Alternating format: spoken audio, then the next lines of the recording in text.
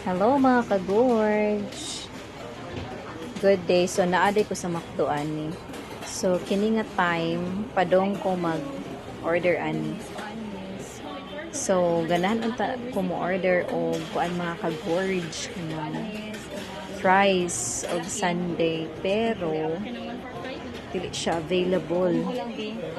So niya na ang kuan crew nga. Niya na din cashier din. Ma'am, wala may receipt, ma'am. Kay guba ang ilang kuan machine. Dili sila ka-issue of receipt. So, ni-inform siya na ko ang mga ka-gorge. So, proceed na sa order mga ka-gorge. So, ang ako din gi-order dire is ala king mix and match. Niya na pa ko mang-gorge ala king chicken fillet ala king og fries, medium fries, pero dili siya kuan, dili siya match, dili sila meant to be, so dili pwede mga ka-gorge. So ako na lang gi-order is kuan na lang mga ka-gorge, chicken fillet ala king og kuan, yarang mga ka-gorge bong utot.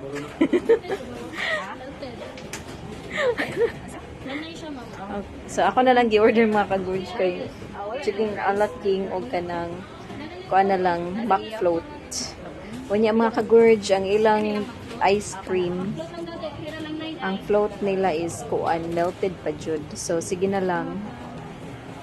By the way mga ka-gorge, kuba na pud ang ilang machine sa kuan cook float og fries. So dili sad available ang fries at this time mga ka-gorge. So ano na nangyayari, McDonald's? Guba tanan mga ka-gorge. Imbis ganahan kay kumakaon og fries, then mo-order og sundae, wala siya mga ka-gorge. Pero okay ra. Positive ra ta during dapita. So, mo na ni siya mga ka-gorge. Ako ning kauban, si Kirsten Joy. Ang order is iced tea and of course the ultimate favorite ala king napagid si Darsky nga wanay tingog-tingog kining kaon na dinagina siya mo tingog dihang dapita mga ka-gorge. So unsaon pa, so mo na ni ang mukbang time. So kaon-kaon, happy na. Happy ta diring dapita kay nakamakdo man. So mo to mga ka-gorge lafang na. So tanawa na tong hungit. Pila ka kuan? Pila ka inch ang hungit? Atong i-measure. Kaon jud 10 ang kauban. Diba? Hungit good. Alright. With kuan Marites time. Eating well ang Marites time. So kaon-kaon lang. Sakto ra gyud ang kuan mga ka-gorge. Wala day wa ko nabusog day ani mga ka-gorge. Grabe ang kuan. Grabe kadako na kong kaon mga ka-gorge. Ni order pa jud kuan ng kuan extra rice. Kay kuwang kayo ang rice sa kabuok. So by the way di ay ang mac float nila melted mac float kay okay ra man. Lami ra siya. Mas ganahan ko kaysa katong dili melted. So kami ra nakita sa camera kay shy guys si kuan si Darsky. Katong nangutot ganiha. Na-distract ang akong voice over. So mao na to siya. So Darsky, watch if you're watching this one. So ikaw jud hinungdan. Kuan ni ali pa jud ang kamot. Daghan na kay kagsa ha, Daril. Nangaway man oy. So, wala siya. Happy lang. Keep eating. Kay contest na. Oh, diba? Nakita ang kuan. Oh, kuan ang kamera kay siya ganahan makita.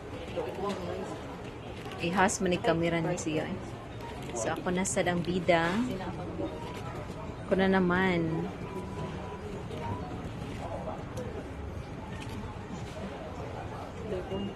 So, continue eating. Continue sa paghabhab. So, ito siya mga ka-gorge. At last, nakamakdo yun. Chika-chika pa day. Giday chika pa day. Ihalatang kuan gutom. So, naa din siya located. Kining McDonald's is located at Banilad. Asa din siya, guys? Basta kuan siya. Saan siya? At bang sa Metro. Basta located at Banilad. Ano siya mga ka-gorge. So, mauto mga ka-gorge. Busog yun kay kuana mga ka-gorge. Kina-extra rice pa. Balaglata ang extra rice. Pero sige lang. Pero mahal na kayo ang kuan. Ang extra rice nilo. 35 pesos na. Grabe na ang inflation karon mga ka-gorge. So, ang tip mga ka-gorge, kung gutom jud kay mo, pagdana lang mong kanon. Or magpalit mo sa gawas 10 pesos na. So, mara siya ang kuan. Tipid tips.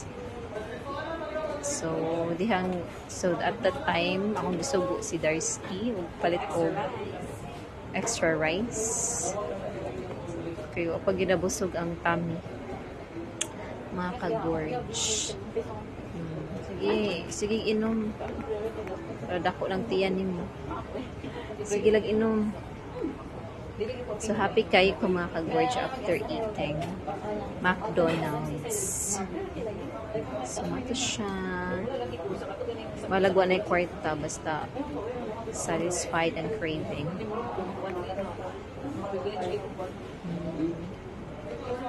Alright. So, maura to siya mga ka-gorge. Thank you so much for watching. I'll see you on my next vlog. The Gorge channel. So, chika-chika na lang. Ang mga ka-gorge. Okay. Buyers! Like, comment, and subscribe.